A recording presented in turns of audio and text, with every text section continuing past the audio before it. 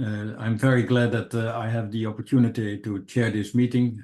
I would like to welcome you all in this meeting organized by IFDC and the World Agriculture Forum. The IFDC is already for 40 years or 50 years already in business. And the World Agriculture Forum have been started last year, not to replace some of the institutions which are there at this moment, nearly 200 who are involved in research and development in developing countries, but to start and strengthen the catalyst between different and the collaboration between different institutions. And that's why this meeting today is also oriented to bringing the parties together on an issue which is very vital and crucial for sustainable development and for food security around the world. And so we are very glad that you're all willing to participate, that there are excellent panelists, and I hope we will be successful of having a very stimulating discussion resulting in some type of recommendation at the end, which will be summarized by Bea from IFDC. I'm very glad to see that we have excellent panelists. Dr. Yashpal Sahrawat, he's the Director on Resilience and Environment in IFDC. I have been with the IFDC from 1994 until 2004 and from 2014 until 2024. So 2 terms of 10 years as chair of the board lightly, and so I was also involved, but I was not in the staff. That's the situation with Yashpal Sahrawat. He's the Director for Resilience and Environment.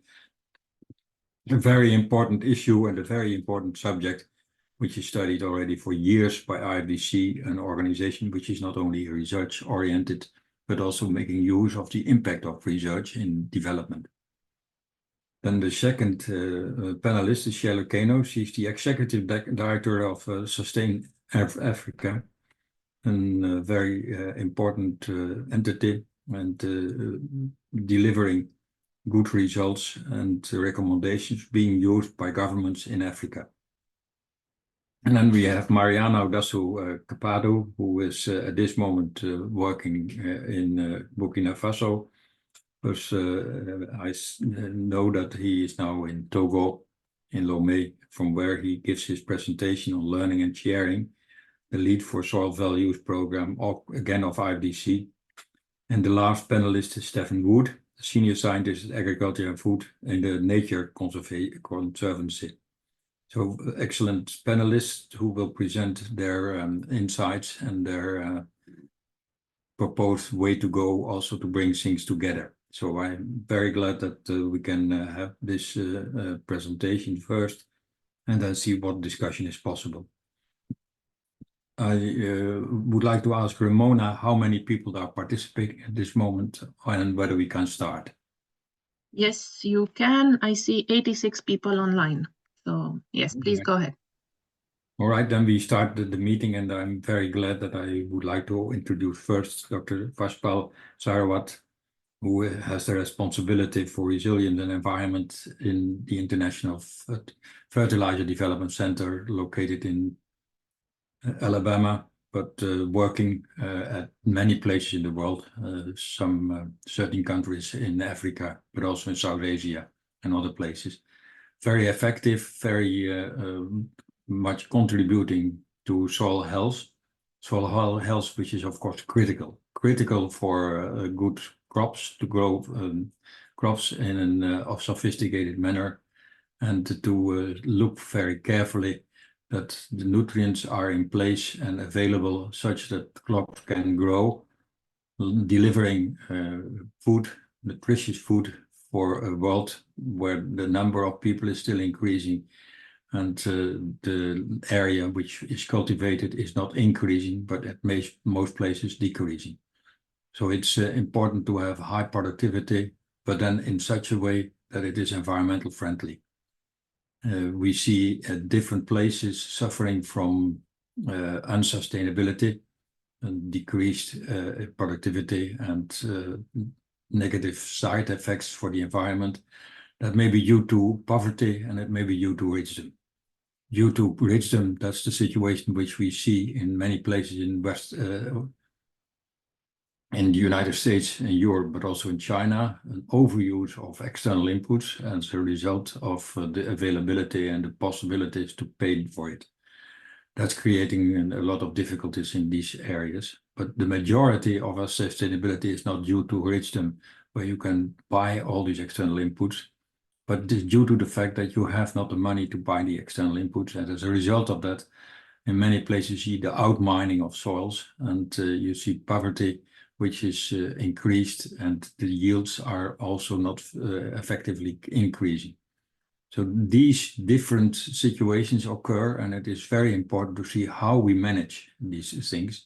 And so I'm very glad that Jaspal Sarawat will now give his insights on the resilience and the environment, which are crucial and which are different in different places around the world.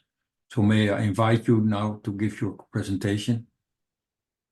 Thank you, Dr. Rudy, and it's a pleasure to hear from you the important words that you have shared, and I would like to welcome all, and first of all, thank to the World Agriculture Forum for inviting me for this important discussion. So good morning, good afternoon, and good evening to all the colleagues from different parts of the world. Is my screen visible to everyone? Yes, it is. So the important topic that has been given to me today is on the sustainable production and the soil health improvement. You might just want to maximize your, your slide. Yeah. Is it okay now? Yes, but we can still see the comments on the side as well.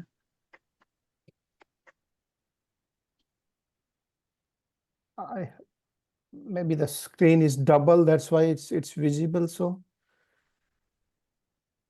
I don't know, but you can go ahead. We can see the actual slide. So.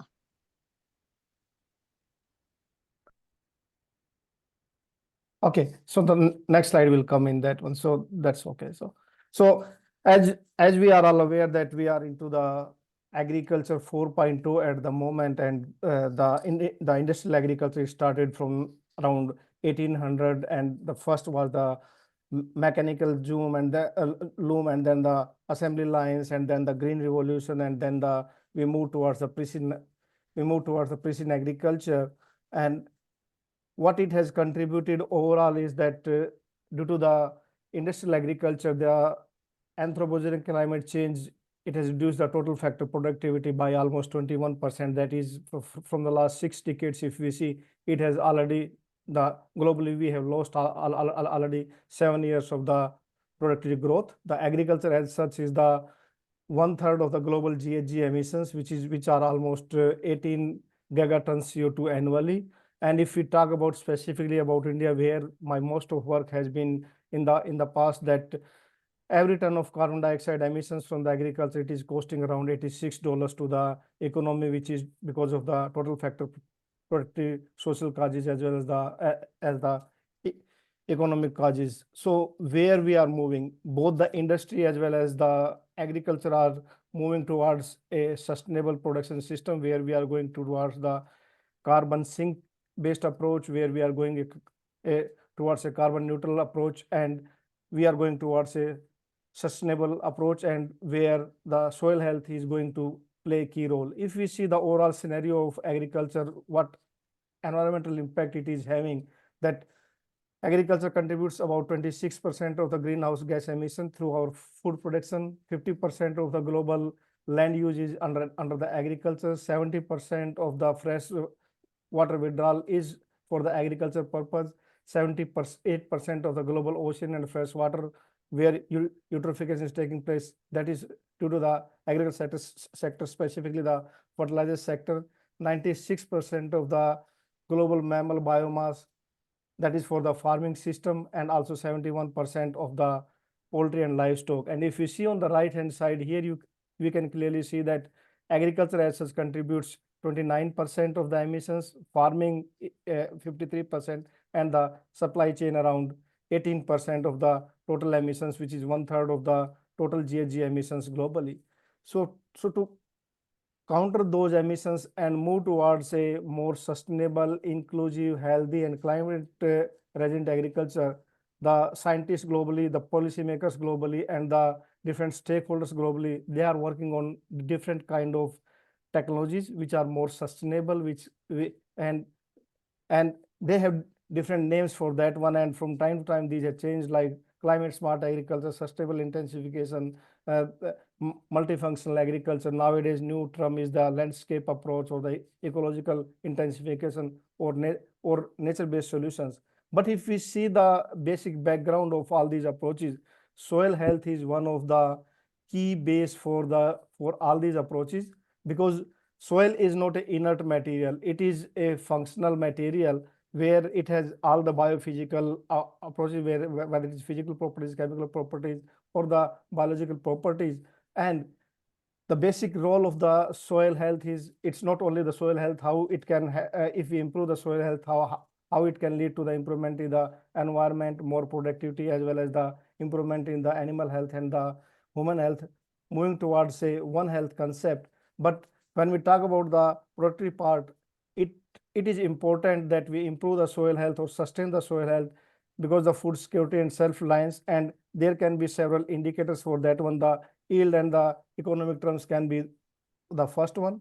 Second is when we move towards environmental part of the soil health, that's where the efficiency and sustainable production can be one, and that's where the efficiency part of the nutrient, energy, and water plays a major role. And the last part is the ecosystem services, and like carbon sequestration, water dynamics, biological, and the carbon stocks and carbon farming market. These are the key indicators in that one. So soil health as such is a public good, but which is important to sustain and give in a sustainable way to our next generation. We all know that for that one, the integrated soil fertility management can be a good approach, or the approach which is already scientific driven and which is being adopted on the large scale, which not only includes the 4R approach, but also the good varieties, organic and organic mixes, and also having the localized approach. And when we talk about the technology, and sustainable production and the good soil health, it is not only the technology part which can lead towards that one, but it is important that it should be locally adapted. It should be economically feasible.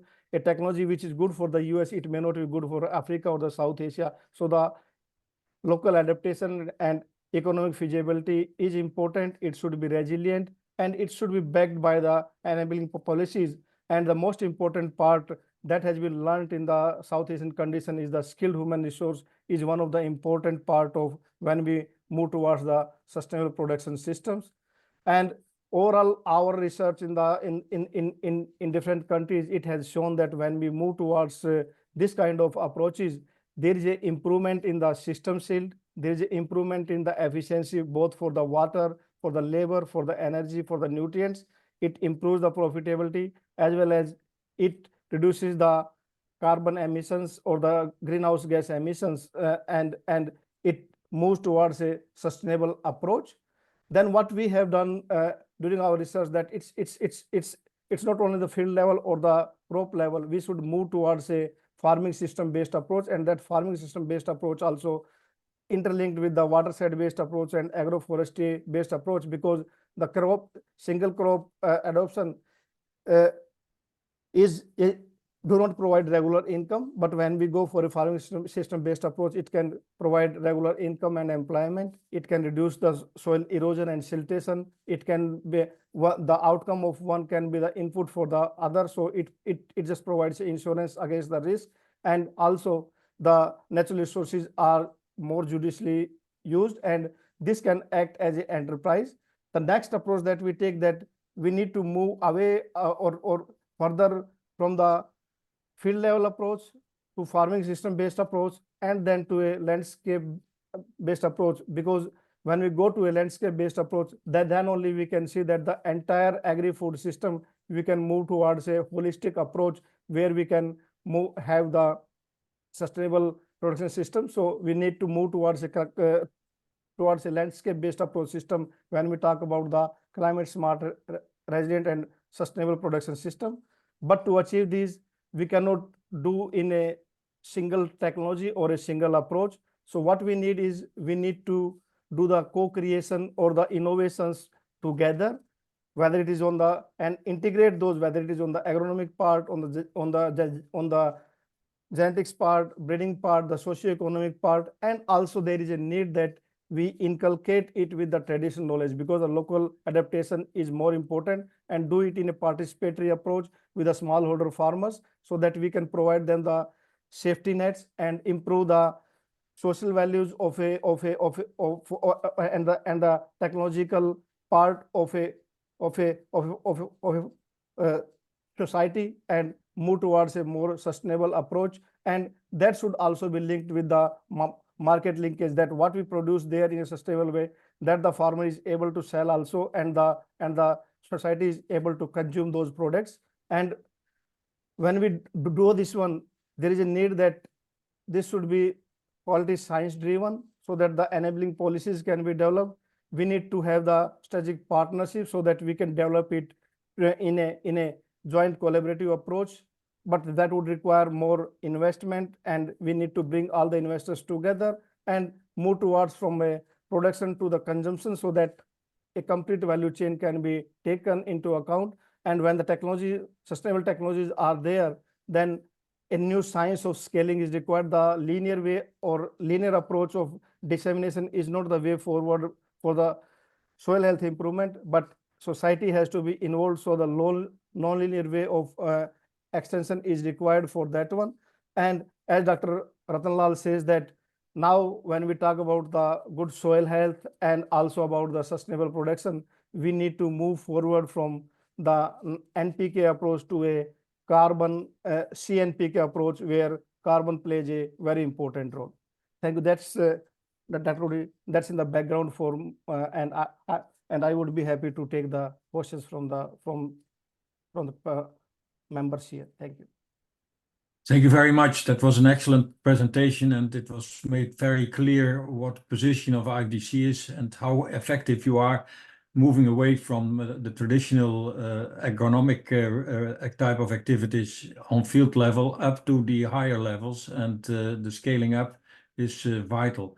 And IFDC has demonstrated in the 2Scale project how that can be done, and what activities are needed and how they come together and result in an enormous impact in terms of development, welfare, and food security. Thank you very much. If there are questions just related to this, then you may ask the question. Is there someone who would like to say? If I think not, we should hear, yes, I think we should hear all the presentations in the first round, and then we have dedicated time for Q&A. All right, we'll do. Thank you. But there's no urgent question at this moment. That's fine. Thank you, Mariana. Thank and you I very would much. proceed. Yes, then I would proceed with the next speaker. That is Sheila Kano. She is the Executive Director of Sustain Africa, active in different places and different countries, and very much development oriented. The first presentation was science oriented, but making use of science to have an impact in terms of development. You're taking the other route, and we are very keen to hear what you're saying. Sheila, the floor is yours, please.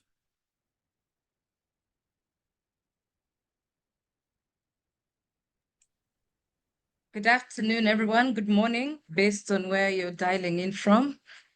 I just need to upload my presentation. Just give me a second. But my presentation is focused on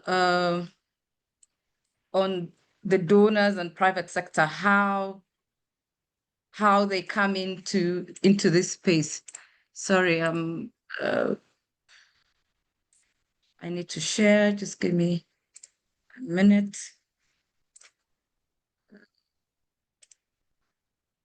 Hold on. Okay. Yeah. As I'm trying to do that, hold on, just Important position in IFDC, considering monitoring, evaluation, learning, and sharing. And that's a lot of activities, and he's leading the soil values program of IFDC oriented to these different activities. So Mariano, are you willing and ready to do your presentation? You're muted.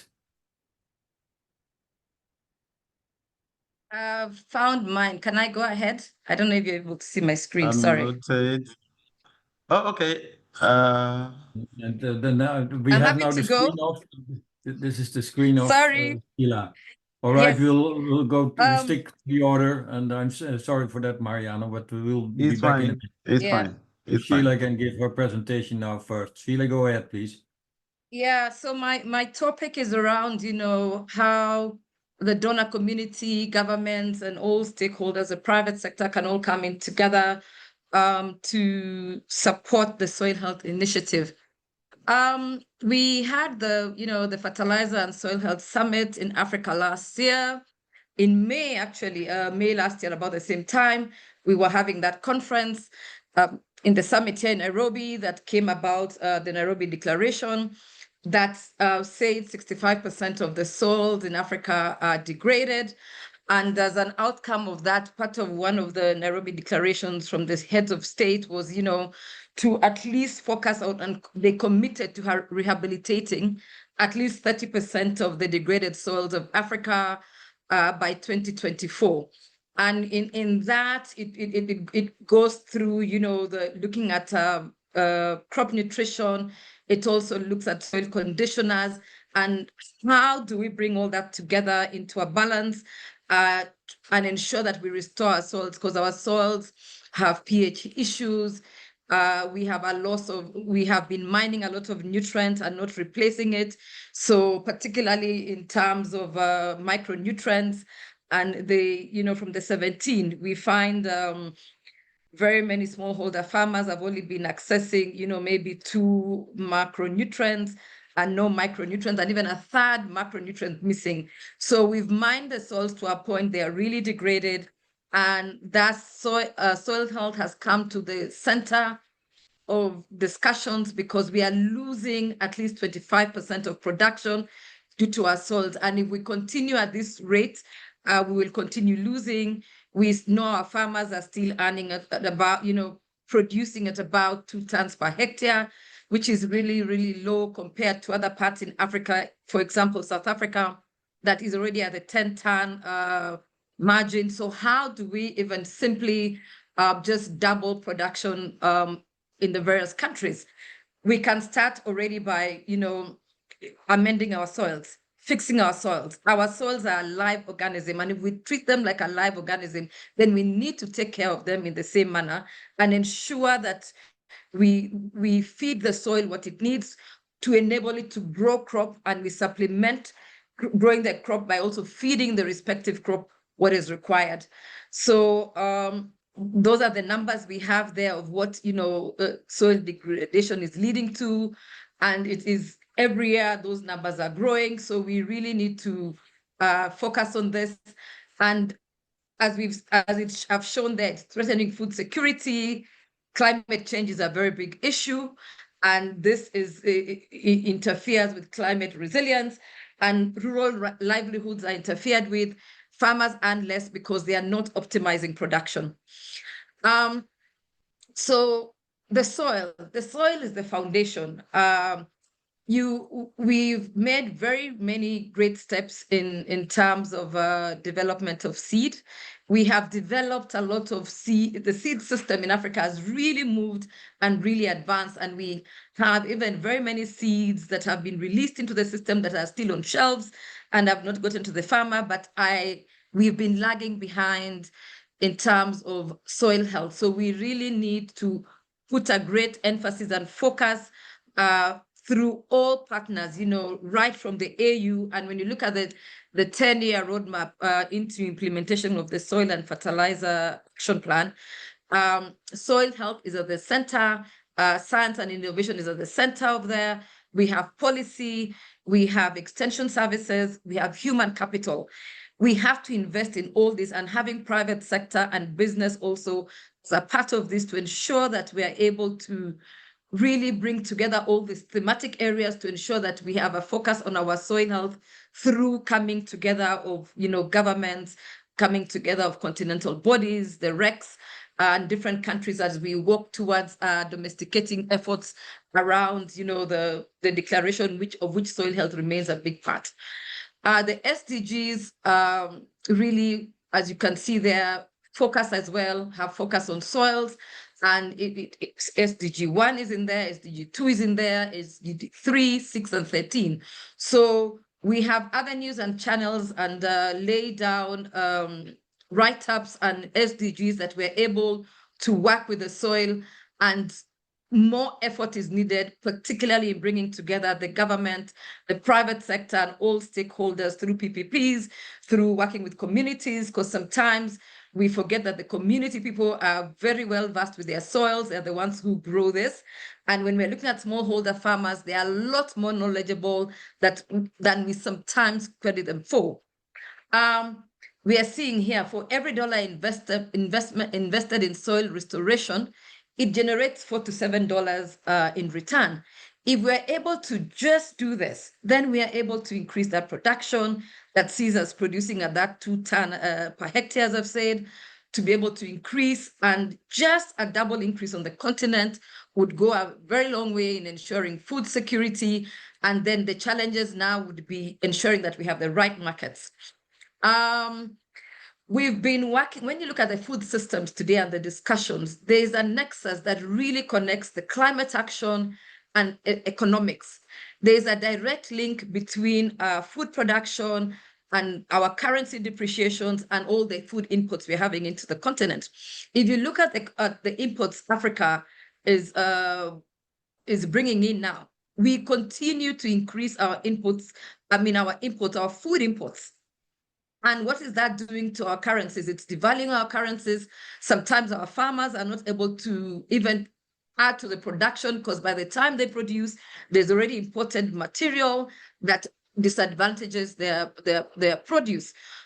So we need to ensure that these numbers are realized through bringing together all the partners, the R&D teams, the private sector. Everybody needs to start coming together, aligning, and even when designing programs in country. In today's world, the donor funding is receding. We saw what happened earlier in the year, that the US has pulled back, and with that, there's realignment and there's less funds going around. So funds towards supporting agriculture and supporting soil health are diminished. So we need to ensure that our governments take this on side and work hand in hand with the private sector for sustainability. The private sector works based on profits, and for them, where there's an opportunity, they will actually also invest because they see the return on their investment. And through that, even the farmers, when they view their farms as agribusinesses and not just agricultural production sites, then they start understanding that they need to optimize production through increased attention to the soils. So clearly, soil health is a smart cross-sector investment that brings everybody to the table. It brings the financiers, the R&D, it brings the government, it brings a whole ecosystem together, and we need them to work closer together. And I hope at the country level implementation of the 10-year roadmap, this is able to gel better, even at the RECs level and at the coalition level and at the AU level. So how do we align with the smallholder farmers? By ensuring that they can integrate soil health practices into their operations through different ways. We have regen ag, we have, utilizing more organics. We know organics are still about 2% of the wild fertilizers, but increasing this and using liming.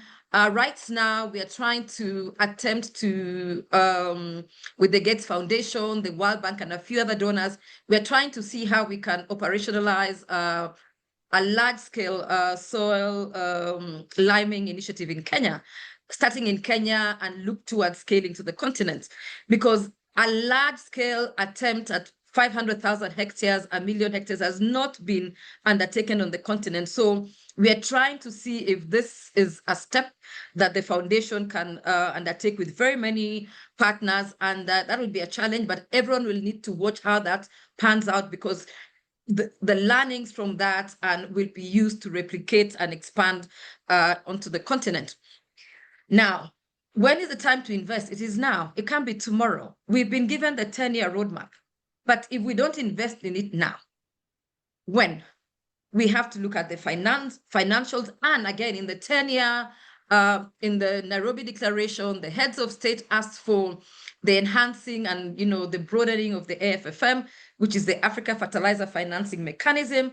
And in that mechanism, they asked them to broaden what the offering is, because they've been focused primarily on mineral fertilizers, but now they've been asked to enhance, to have a soil health fund in there, to also focus on organic, support small SMEs, have gender-sensitive products that address soil health. So soil health has been brought into the AFFM, and right now they're in a redesign of phase 2 of a second phase in which they can bring this together and have a greater focus on soil health.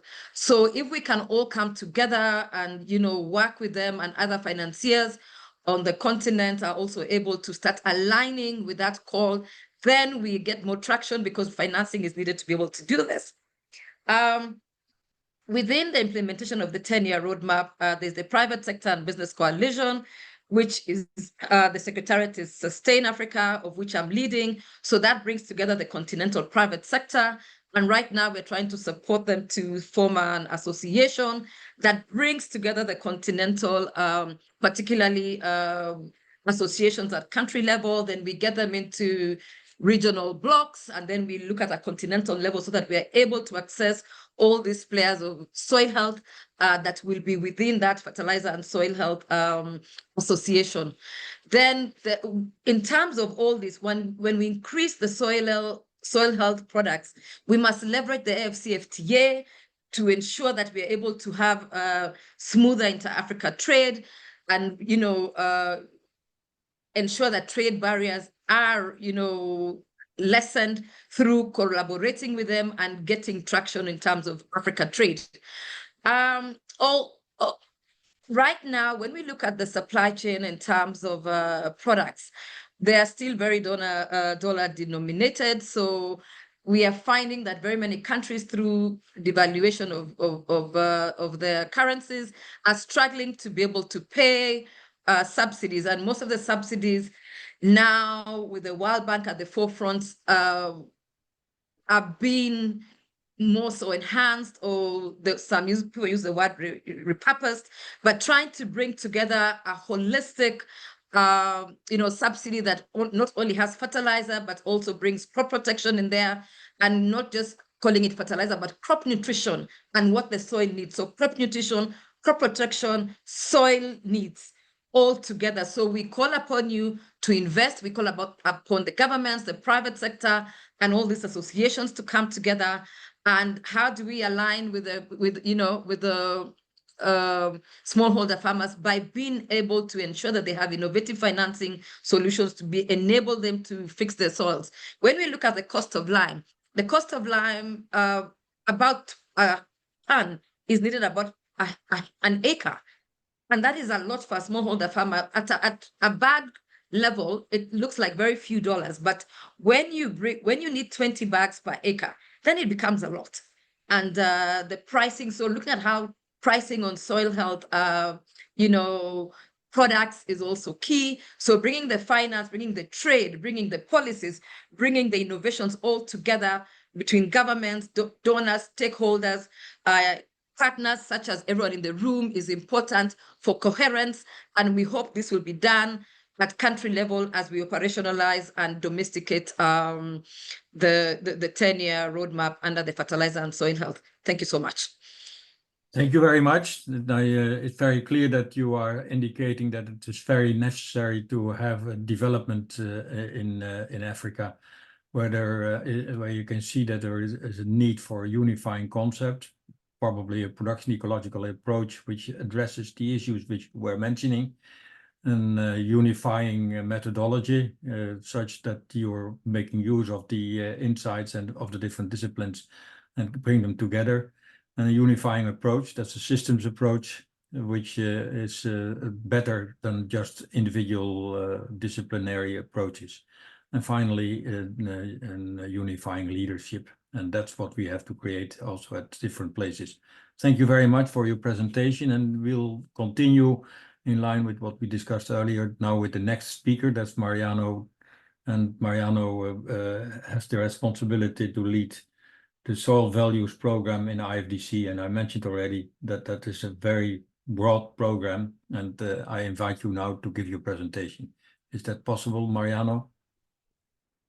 And 5 minutes, please, Mariano, because we're running really, really behind time. Thank you so much. And our fourth panelist Yes. has to leave by 4 Yes. p.m. Thank you. Yes, sure. Thank you, Ramona. Thank you, Rudy, for giving me the opportunity to to reflect on the baseline study that we conducted for the soil value program in 4 countries that that the program covers. So I just have a few slides to present, and here it is a pleasure for me anyway to be with this panelists today to reflect on some critical dimension that is shaping agricultural transformation in the Sahel region, because the soil program covers Nigeria, Burkina Faso, Niger, and Mali. So I will be talking about 3 major dimensions of it. So what I'll be sharing, the data reflect, the voice of and the experiences of over 700 farmers in Burkina Faso, 800 in Mali, 750 in Niger, and 1,450 in Nigeria. So let's begin with the first. My slide is not moving. Okay, yeah. So let's begin with the first area, which is the main constraints of crop productivity. So as you can see in the chart, findings from Burkina Faso and Mali show strong alignment across countries. So our farmers are constantly pointing out the poor quality of soil and the limited access to fertilizer and climate change variability. So in both the 2 countries, about 80% of the farmers identified poor soil and lack of fertilizer as major constraints. So, and these issues are undermining yields and long-term food security. So, as you can see in the chart as well, other challenges here is inadequate pest and disease management, limited access to quality seeds, and also lack of knowledge or skill. And all those are pointing to a complex and multi-dimensional problem. So when all those 2 put together, what soil value is doing and is planning to do? First of all, soil value is rolling out a series of coordinated and evidence-based intervention. And the first one is the data-driven soil mapping. So this one will help better target fertilizer use, for instance. It will also, so that decision will be based on real soil needs and not assumption from farmers. So another intervention that soil value is to strengthen market, fertilizer market, like the previous panelist said, so that we can build agro-dealers network or leverage on existing agro-dealers network and private sector to improve, first, the availability, and second, the affordability. So another thing is, for instance, to promote agro-business model with a strong emphasis on youth and women, because we know that those categories are the ones that are vulnerable and they have a strong, they can contribute significantly to improving the soil health. So now, turning to the second dimension that I would like to share with you, the second topic, this one is about the barriers to adopting sustainable and agroecological practices. So here we have data from Mali and Nigeria. So we can see that the number of one constraint emerged, that is the limited availability of organic inputs. That emerged as one of the major, reported by nearly 74% farmers in Mali and 45% farmers in Nigeria.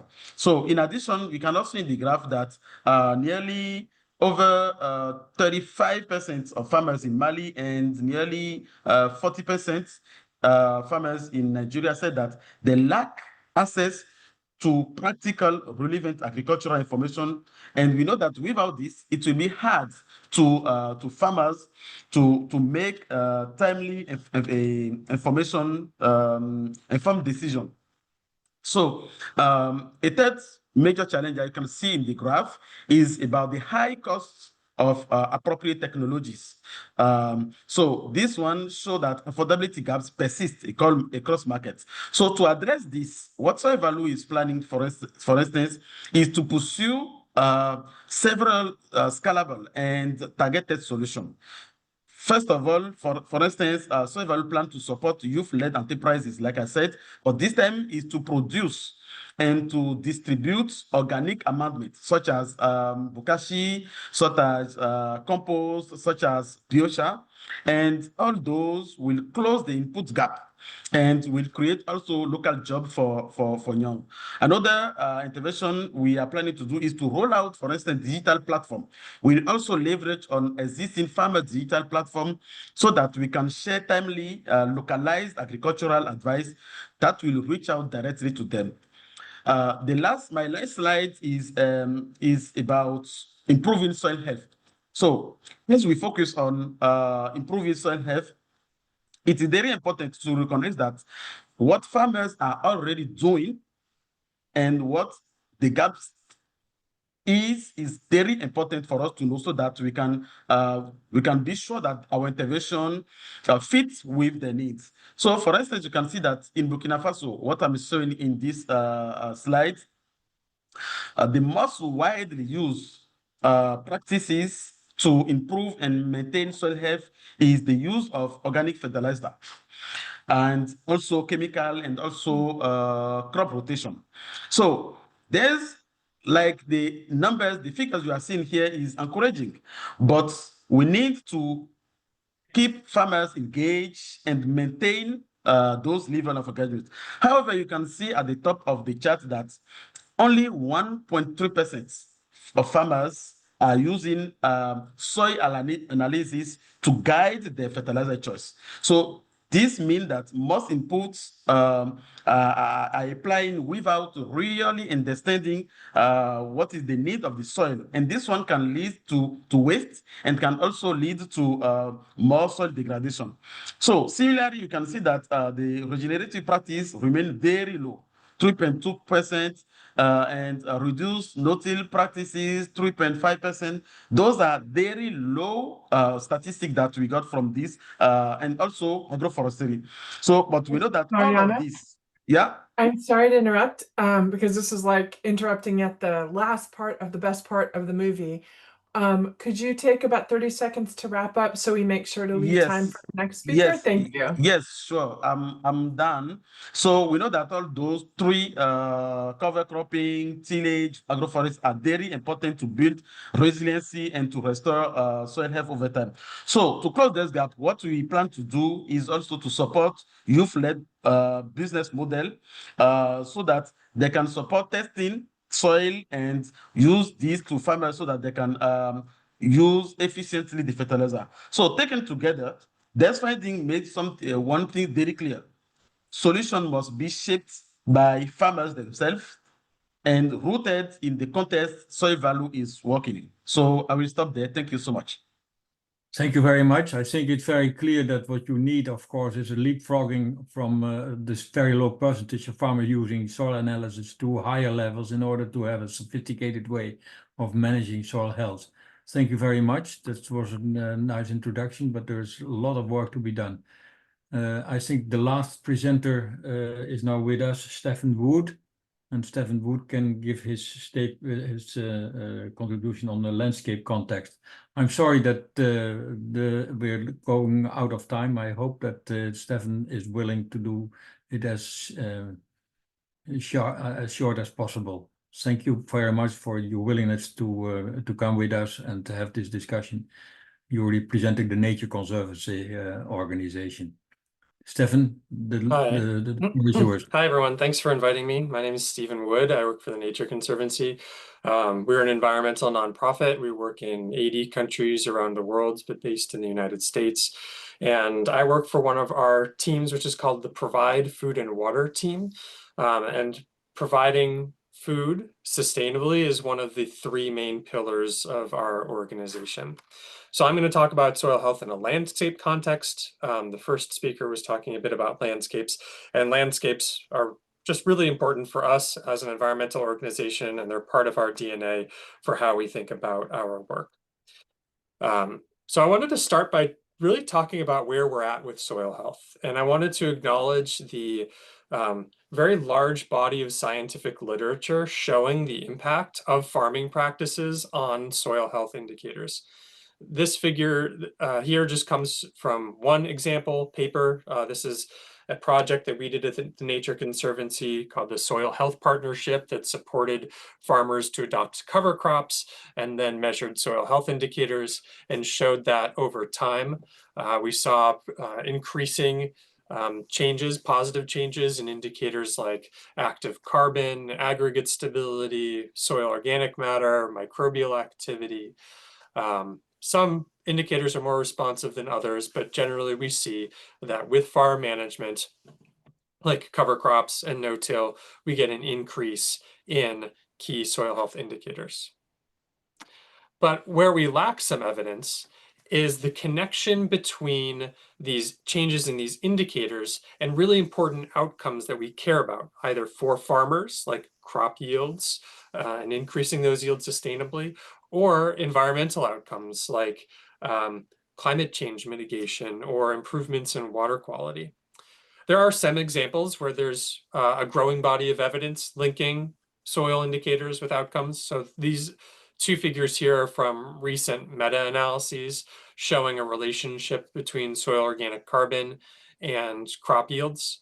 But this is just one example. There's actually quite little evidence that makes a quantitative link between changes in soil health indicators and crop outcomes and environmental outcomes. And that's a real opportunity for us because we need these relationships in order to make practical recommendations for farmers for how much to build these soil health indicators and what practices to use. Because building soil health indicators does come at a cost. It requires effort, it requires financial investment, and we need to know exactly how much we want to increase these indicators in order to achieve our target outcomes. Kind of how we manage mineral fertilizers now, where we have target levels of adoption and use of those mineral fertilizers. We similarly need targets for how much to increase soil health indicators in order to achieve outcomes. Now, there will also be trade-offs because that's the way that the world works. And there's some growing science, exciting science that we've been involved in at the Nature Conservancy, trying to identify where there are trade-offs and where there are win-wins. And these maps here are from a paper that just got published this week in Nature Climate Change, where we looked at the use of cover crops and no-till in corn, soy, and wheat around the world, and mapped areas where there are decreases in greenhouse gas emissions and changes in crop yield. So what we're looking for here for a win-win is areas that have pink greenhouse gas emissions on the left, so decreasing greenhouse gas emissions, and increasing crop yields on the right. Now, there are many places where there are trade-offs around the world. But one of the things that we looked at is try to understand the conditions that lead to win-wins. And the 2 things that really stand out are places where there are adequate nutrients and water, enough water.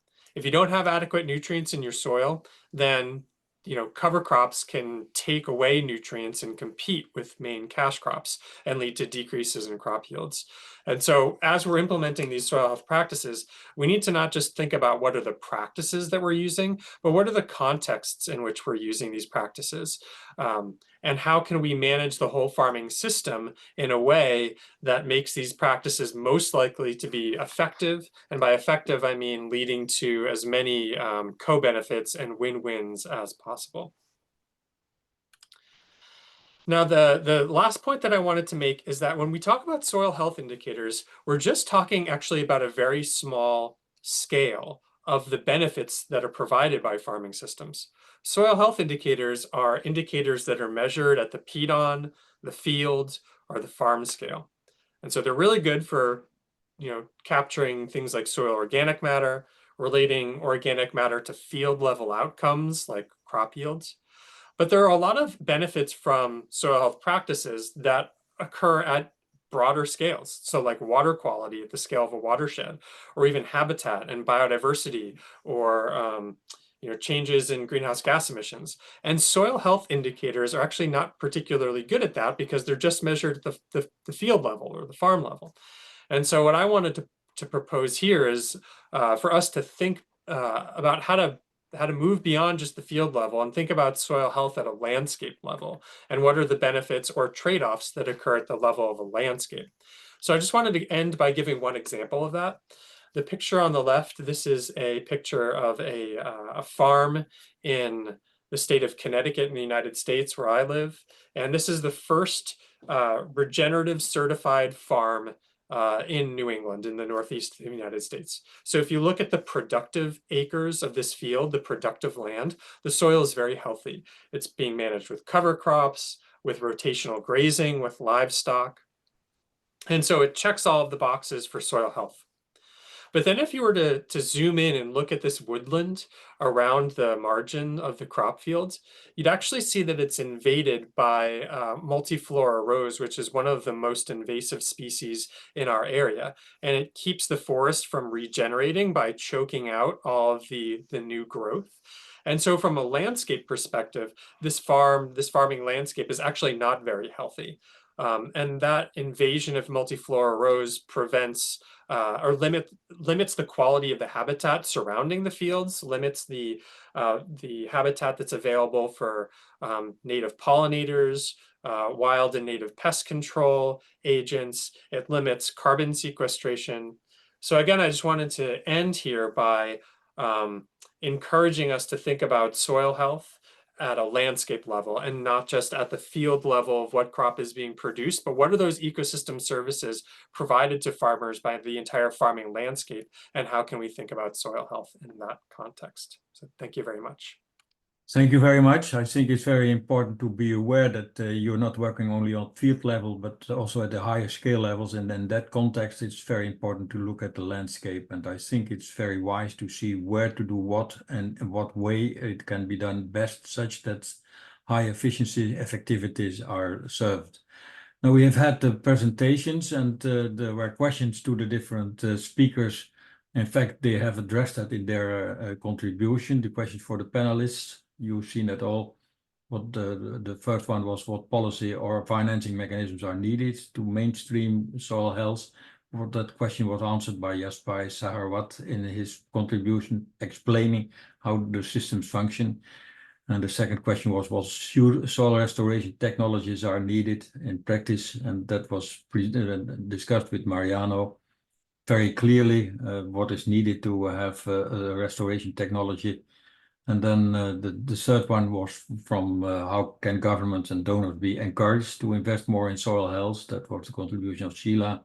There was an urgent need. She called on the governments and on the decision makers to invest more heavily in soil health, as it is crucial for not only the health of the soil and the continuity of the soil, but for any type of sustainable development, including food security and climate change measures, which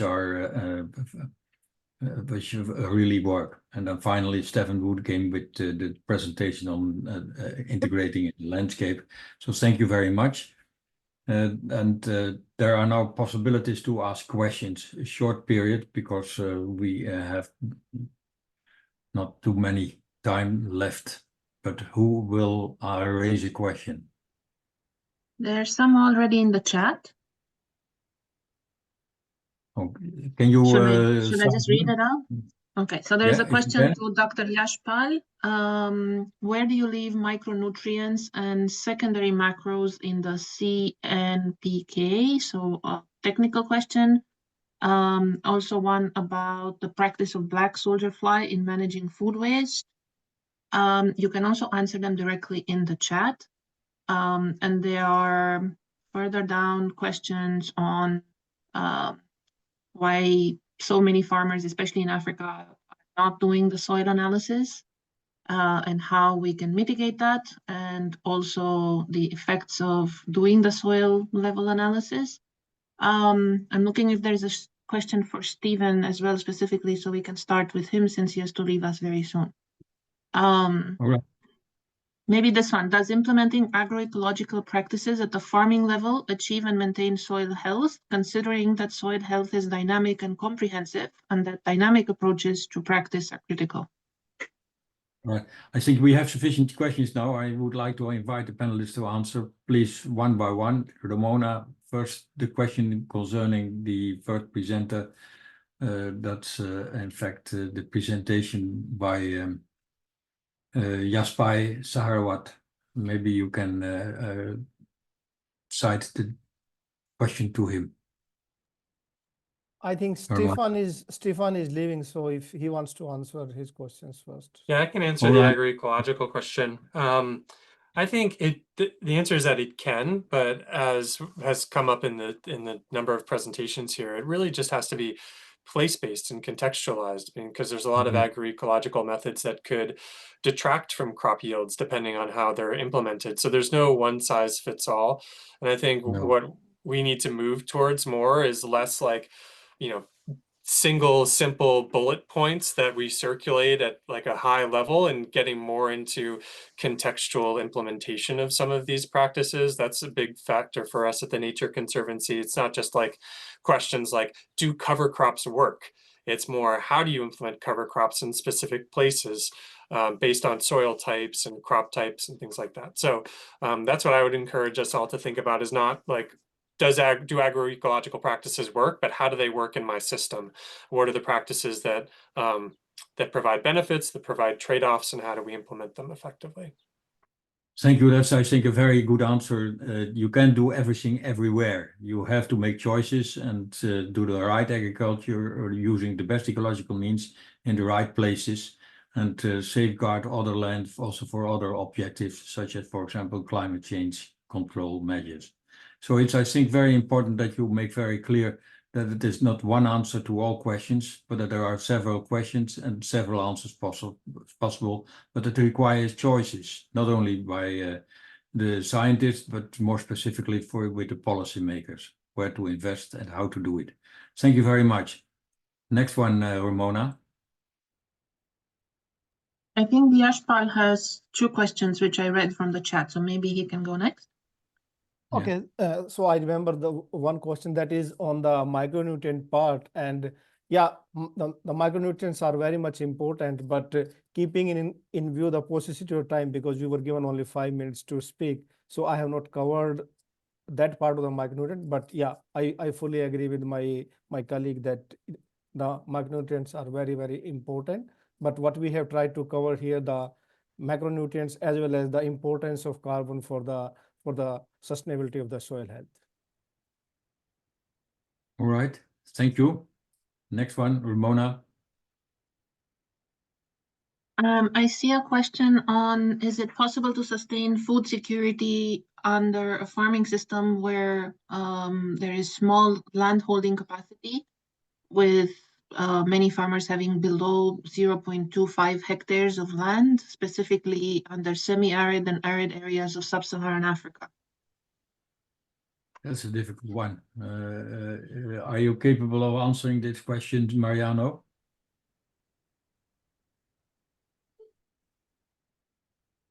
Mariano? Yes. Thank you, Rudy. Please, Ramona, can you rephrase the question for me, please? It's the question from Kidu Gebremaskel. You can see it in the chat. Is it possible to sustain food security where basically there are a lot of very, very small smallholder farmers with area farms below 0.25 hectares, and specifically under semi-arid and arid areas of sub-Saharan Africa? Oh, So I okay, think yes, it's and I agree. partly related to soil health, but yeah. Yes, and I agree with Rudy that this one is a very hard one. But I mean, for me, nothing is impossible. It depends on how we contextualize our solutions. You know, even for when, for instance, the soil value program targets smallholder farmers who have very small lands. But the thing is, there are some practices, technology that they can use, even the farm size is very small. For instance, I can refer to the agroecology practice like farmer managed natural regeneration. This one is a low cost and low input approach that require, for instance, a minimal financial investment and ongoing management from farmers. And this one, we find it in Burkina Faso and Mali that they are already using this kind of approach, which is low costs and can be used at in a very small farm size. So just to say that we need just to contextualize our solution according to what is the field. So that's what I can say for now. Thank you. There's another Very question for you in the chat from Caroline Kundu on the availability of organic inputs, which you quoted as one of the challenges.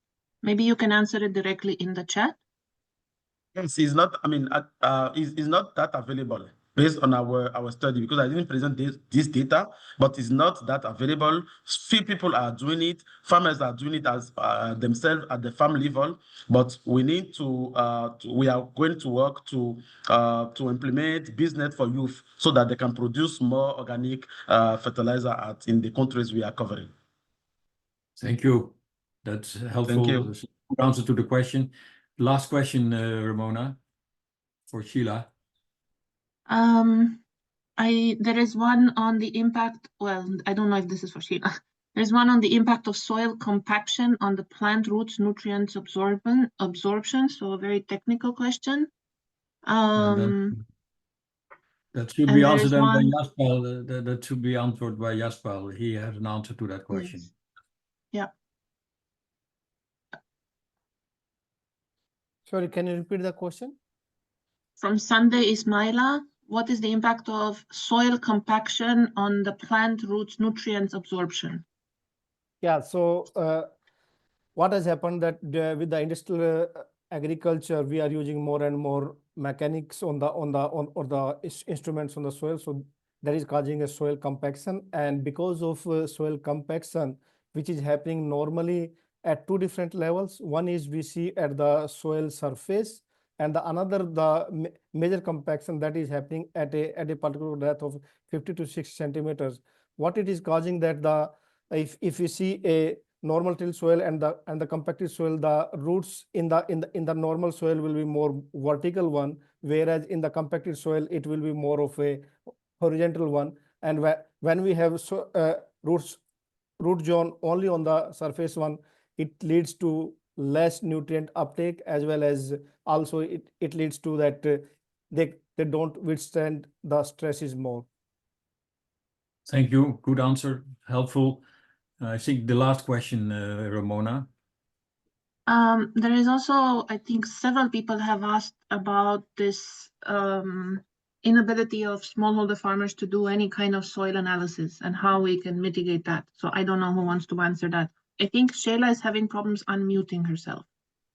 All right. Then I think the best we can ask is then that Mariano is answering this question. Mariano? Yes, Rudy.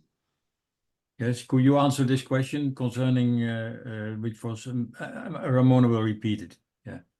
About the soil analysis, and since so few farmers are doing it, how can Yes. we mitigate that? How can that be encouraged?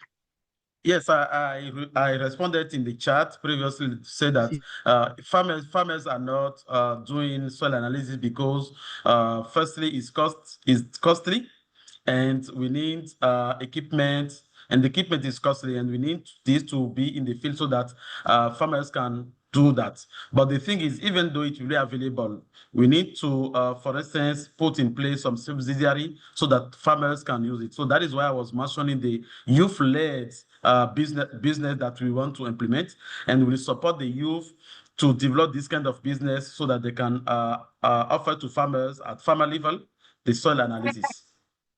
Thank you. I see that Thank you Sheila so would much. like to make a contribution. No, otherwise, yes. What do you want to say, Sheila? Yes, please. Yeah, no, I want to add on to that, another reason why many farmers, particularly smallholder farmers with small holding, are unable to do the soil test, nor even want to do them, is because they do the soil test, and then what? They access blanket inputs, and these inputs are out of reach in terms of cost. So governments need to come up, again, stakeholders need to come up with ways in which there's more to that. Okay, I do my soil test. When I get my soil test, will I get actually the nutrients I need? Will I get the fertilizers I need? Will I get the soil conditioners I need? So going back to subsidy, we need more bundled services and inputs within subsidy so that farmers are able to access an array of inputs that then responds to their soils. Even soil testing can be part of the subsidy. And when that happens holistically with everybody at the table, then it will be easier for farmers to be able to undertake soil tests. When we look at the millions of dollars spent in subsidy, a part of it could do that. Then it answers the question of ensuring we have the right fertilizers for the right soils and the right crops and the right soil amendment nutrients as well. Thank you. Thank you. Yes, it requires a lot of knowledge and fine tuning, which is necessary in order to have an effective way of maintaining the soil health. Thank you very much. I am very glad that we had this short meeting, a little bit more than an hour, but that's it for the time being. I hope we will continue in the future and see how the information which we're gathering now can be used also for later this year an event which is organized by the World Agriculture Forum. But that's later on. First of all, I would like now to ask Bea whether she can give a wrap-up and closing remarks. Bea is from the International Fertilizer Development Center, plays an important role in policy making and governing. Bea, is that possible? Of course, I can do a brief wrap-up. Thank you so much, and thank you to the World Agricultural Forum for organizing this series of dialogues. This conversation amongst practitioners in the space is very important, in part because, as I think each panelist pointed out, we're no longer offering or able to advance our goals with simple solutions. I think if you could pull out themes from across our panelists, you heard the importance of context, of landscape, not simple site, of integration, of multiple partners working together to reinforce these goals. From the beginning of the framing, when Dr. Brunge talked about the need to achieve balance, and I think Yash took this to the next step, talking about resilient landscapes that have that are locally adaptive, economically feasible, integrate watersheds and agriculture, touching on that landscape issue, and bringing together policy. Those same factors, I think, underpin some of Sheila's thinking around why the moment is now in Africa. But you'll note what Sheila's doing is the systemic work around small farmers. But I think Mariano's point that only 1.5% of smallholder farmers do soil testing is the fundamental part of where we want to go. And yet what you're hearing from this group is it's not just about the single farmer, it's around the systems, actors, incentives, policies, and investments strategically made that help those small farmers take the changes that make that difference from the ground up. So I think that I don't want to belabor this point. I want to thank all of you for joining us. I thought the questions in the chat really highlighted some of the challenges in the space. And I think we have a very sophisticated, nuanced analysis on which to move, and the TRIC will be moving forward together in ways that achieve those impacts. So thank you again to the World Agricultural Forum for hosting this interesting conversation, and look forward to participating in others as well. Let me hand the floor back to you, either if there's any final words. Thank you very much. I think you summarized it very well, and it is very clear that this soil health is a crucial subject which we have to address. And I am very glad that there was the willingness to participate in this event today. And I have the trust that we will follow up in due course. And I hope and I expect that the World Agriculture Forum will make use of the knowledge and insights of IFDC, such that it is a prestigious activity also in the future. Thank you once more for IFDC to join us and to be a co-organizer of this meeting.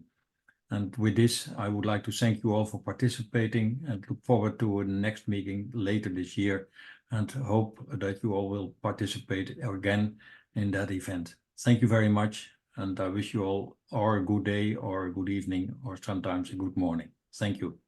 Thank you, Dr. Wood. Thanks very much. Thank you, everybody, Thank you, to Rosie. the Thank you, panelists Vi. and the audience.